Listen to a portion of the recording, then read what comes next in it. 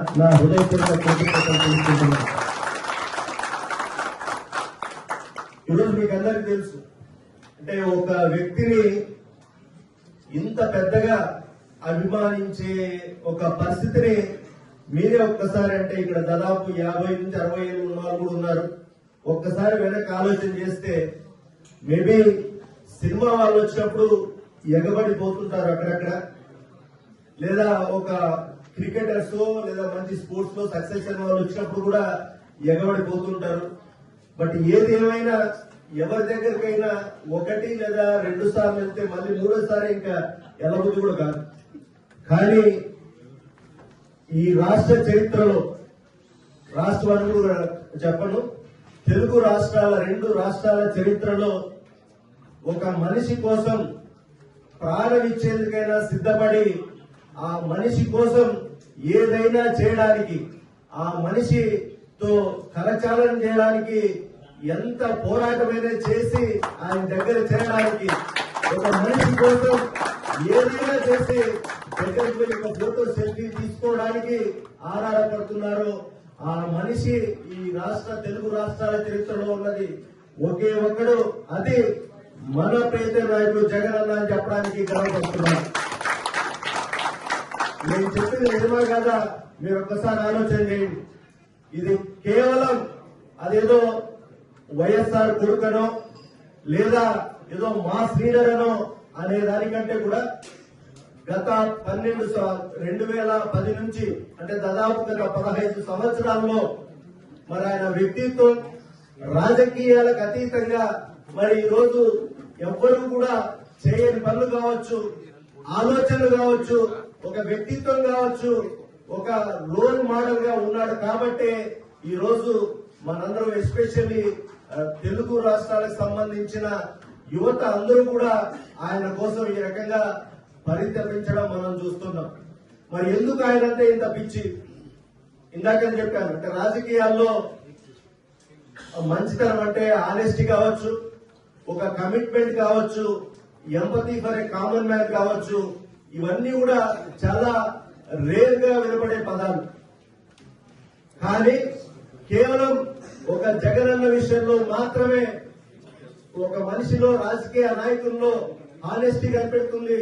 అట్లాగే ఆయన చేసే పరిపాలనలో ఒక కమిట్మెంట్ కనిపిస్తుంది. ఒక కామన్ పూర్ మ్యాన్ విషయంలో ఒక ఎంపతి కనిపిస్తుంది.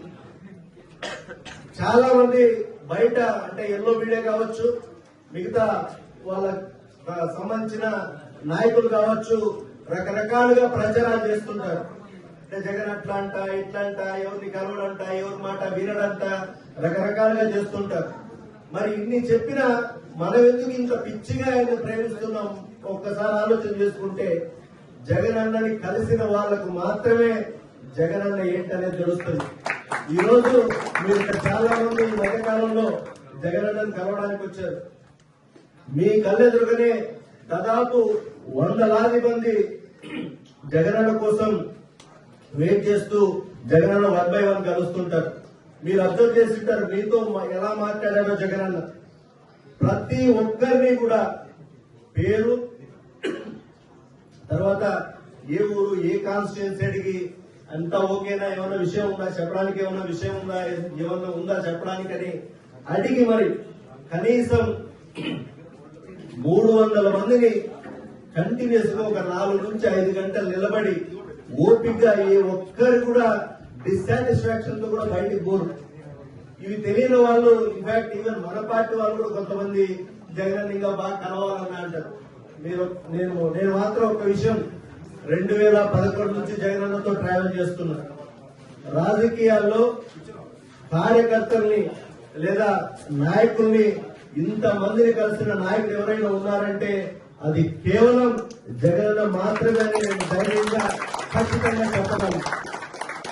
అట్లాగే ఏదైనా వింటాడా లేదా అనేది నాకంటే బాగా మీకు కూడా తెలిసి ఉంటది. జగనన్న ఎవరు ఏమి చెప్పినా డెఫినెట్ గా వింటాడు. కానీ లీడర్ అనేవాడు ప్రతి ఒక్కరూ చెప్పింది విని, ప్రతి ఒక్కరూ చెప్పింది అదే చేయరు. ఎవరు కూడా అందరూ చెప్పింది విని ఏది కరెక్టో అదే చేస్తారు. అంతే తప్ప నేను చెప్పింది వినలేదని ప్రతి ఒక్కరూ అనుకోవడం అనేది తప్పనేది మీకందరికీ నేను తెలియజేస్తున్నా. ఇట్లా చెప్పుకుంటూ పోతే ఇందాక చెప్పాను హానెస్టీ గురించి.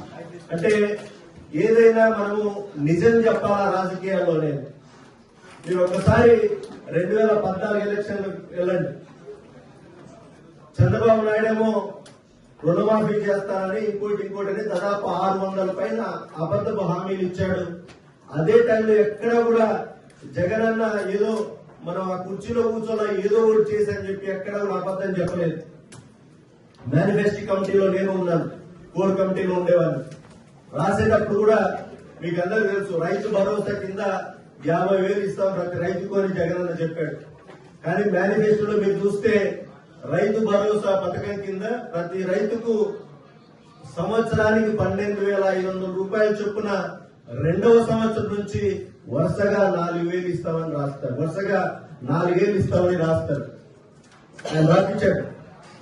నేను ఇట్లా ప్రతిదీ కూడా ఒకసారి అన్నాను జగనన్నతో, అన్న ఎందుకన్నా 50,000 ఇస్తామని చెప్తాము, అట్లాగే వైఎస్ఆర్ చేయూత పథకంలో 75,000, ఆ 75,000 కూడా 18,750 4,000 అని చెప్పారు.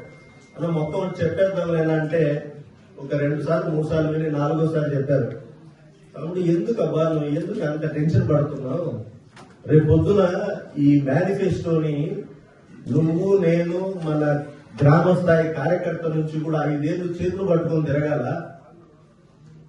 ఎందుకు మనం ఏదో చిన్న అబద్ధం చెప్తే ఏదో అయిపోతుందో ఎందుకు భయపడతాం? నిజం చెప్తాం, మనం చేయగలిగిందే చెప్తాం, చూద్దాం. అంటే ఎంత మైన్యూట్ గా ఆయన ఒక విషయాన్ని ఆలోచన చేస్తారని ఒకసారి ఆలోచన చేయండి.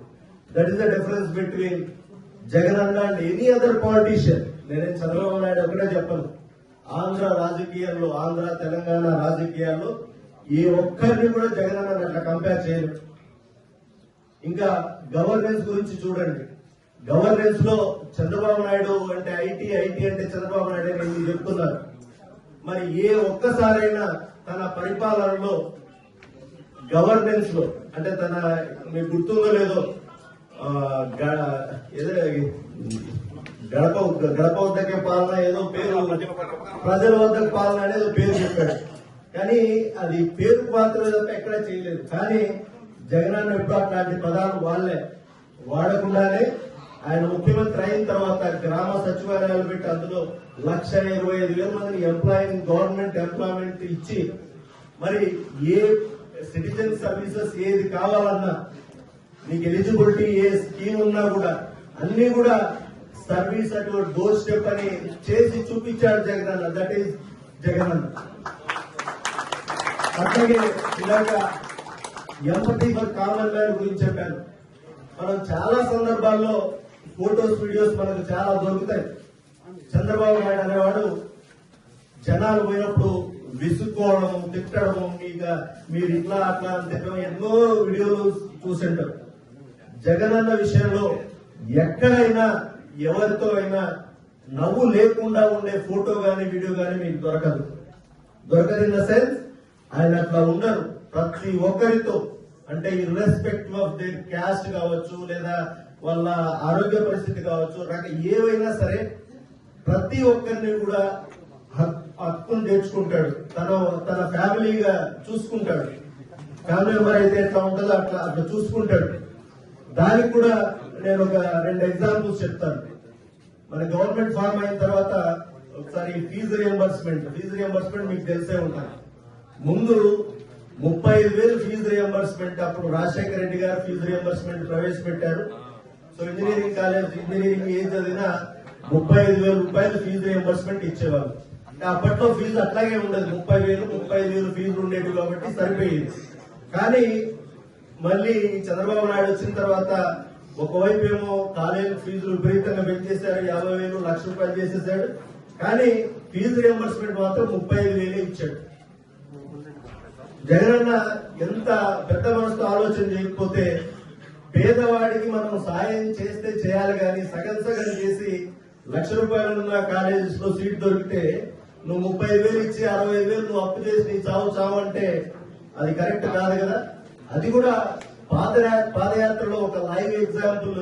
ఒక ఆయన ఆత్మహత్య చేసుకుంటే వాళ్ళ పిల్లాడు ఫీజు కట్టలేదని పిల్లాడు ఆత్మహత్య చేసుకుంటే ఫీజు అప్పు చేసి వాళ్ళ అమ్మ నాన్న వచ్చి జగనన్నను కలిసినప్పుడు దెన్ జగనన్న డిసైడ్ అయ్యారు మనం వస్తే పూర్తి ఫీజు రియంబర్స్మెంట్ ఇవ్వాలని. అట్లా ఆలోచన చేయడమే కాదు, మళ్ళీ హాస్టల్ కూడా వసతి దీవెన అని చెప్పి సంవత్సరానికి 20,000 రూపాయలు ఇవ్వాలని డిసైడ్ అయ్యారు.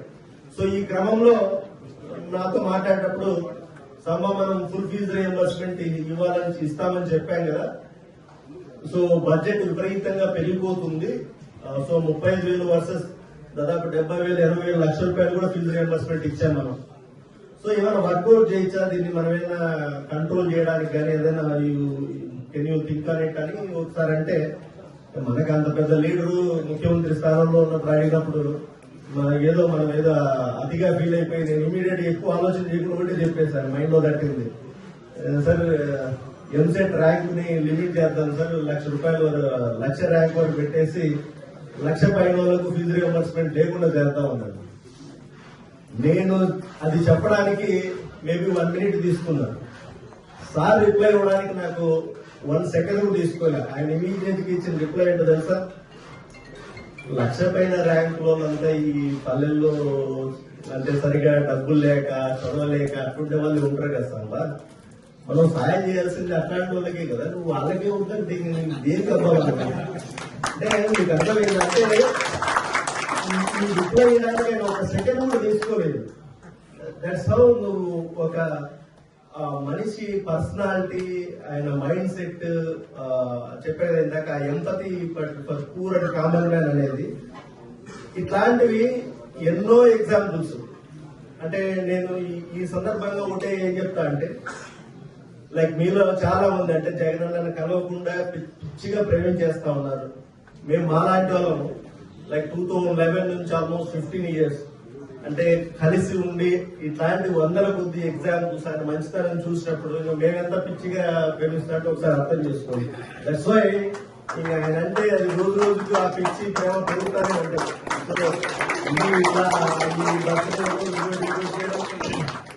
అటెండ్ అయి మాట్లాడేవన్నీ చాలా చిన్న విషయాలు. సో ఇట్లా చెప్పుకుంటూ పోతే ప్రతి విషయంలో కూడా రాజకీయాల్లో జగనన్న అనే జగన్మోహన్ రెడ్డి అనే మనిషి ఒక రేర్ క్వాలిటీ పర్సన్, మీకు ఇంకా దొరకరు. సో ఏదో సినిమాలో డైలాగ్ ఉంది, ఆ గుండె బతకాలు రాని ఏదో సినిమా డైలాగ్, అట్లా జగనన్న అంటే ఈ మన రాష్ట్రం కోసం, రాష్ట్రంలో ఉన్న ప్రజల కోసం ఇట్లాంటి పుట్టినరోజులు 100 జరుపుకోవాలి. మనం ఇట్లాంటి చిన్నవి, ఇది నిజం చెప్పాలంటే ఏదో జగనన్న బర్త్డే అనే దానికంటే కూడా it's love, respect, gratitude global గా మనము చూపేది అనేది నా అభిప్రాయం. బర్త్డే అనేది ఏదో ఒక రోజు ఒక ఈవెంట్ అనేది తీసేయండి. మనం ఉన్న నాడు మనం ఏ రకంగా చేసి జగనన్న చేస్తున్న మంచిని కావచ్చు, జగనన్న యొక్క పర్సనాలిటీ కావచ్చు, ఆయన వ్యక్తిత్వం కావచ్చు, ఇవన్నింటినీ కూడా ఎట్లా ప్రజల్లోకి తీసుకెళ్లాలని ఆలోచన చేయాలి. ఒకప్పుడు మీకు అందరూ తెలుసు, ఒక మనిషి యొక్క క్వాలిటీస్ కావచ్చు, లేదా ఒక పార్టీ యొక్క సిద్ధాంతం కావచ్చు, what ever call narrative building అంతా కూడా ఒక న్యూస్ పేపర్ ద్వారానో ఒక టీవీ ఛానల్ ద్వారానో అయ్యేది నెరేటివ్ బిల్డింగ్. బట్ ఇప్పుడు డిజిటల్ ఎరాలోకి వచ్చేసాం. ఓవరాల్ గా కూడా మన పర్సెప్షన్స్ మారిపోయాయి. టీవీలు చూసేవాళ్ళు, పేపర్ చదివేవాళ్ళు తగ్గిపోయారు. But at the same time మనకున్న అడ్వాంటేజ్ ఈ రోజు మనకే కాదు, పల్లెటూరులో ఉన్న ప్రతి ఒక్కరికి కూడా చేతిలో ఒక మొబైల్ ఫోన్ ఉంది. ఆ మొబైల్ ఫోన్ లోనే ఏం జరుగుతుంది, ఏంటి రాజకీయంగా ఏం జరుగుతుంది, ఏ పార్టీ ఏం చేస్తుంది, ఏ లీడర్ ఏం చేస్తున్నాడు అనేది తెలుసుకోగలుగుతున్నారు. మరి ఇక్కడ మన ఎన్ఆర్ఐ గోలు పాత్ర అనేది కీలకం అనేది నేను ఈ సందర్భంగా మీకు గుర్తు చేస్తున్నా. ఆల్రెడీ మీరు చాలా కాంట్రిబ్యూట్ చేస్తున్నారు. బట్ స్టిల్ ఇందాక అన్నప్పుడు చెప్పాడు శివన్న, ప్రతి ఒక్కరికి కూడా అకౌంట్స్ ఉండి ఒక పర్సెప్షన్ బిల్డ్ అవ్వాలంటే మనం ఫ్యాక్ట్సే, అబద్ధాలు చెప్పనక్కర్లేదు.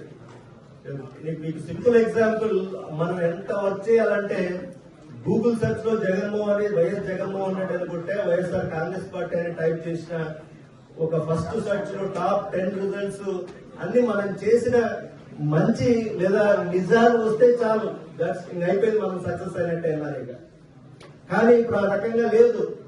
ఎందుకు లేదు అనేది ఒకసారి ఆలోచన చేయండి. అంటే ఈ ఓఆర్ఎం అంటే online research, online reputation management కానీ, ఎస్ఈఓస్ కానీ అవి ఎట్లా చేస్తాం అంటే ఇప్పుడు కేవలం సోషల్ మీడియాలో ఒక పోస్ట్ ని షేర్ చేయడమో, లైక్ చేయడమో లేదా రీట్వీట్ చేయడమో కాదు. కామెంట్ చేసినప్పుడు ఆ కామెంట్ కూడా ఆర్టిఫిషియల్ ఉండకూడదు, ఆర్గానిక్ గా ఉండాలి. ఆర్గానిక్ ఎందుకు ఉండదు? ఈ రోజు ఇక్కడ మనకు ఉన్న ప్రతి ఒక్కరికి కూడా జగన్మోహన్ రెడ్డి గారి ద్వారా మనకు, మన ఫ్యామిలీ మెంబర్కో, మన బంధువులకో ఏదో రకంగా మంచి జరుగుంటది.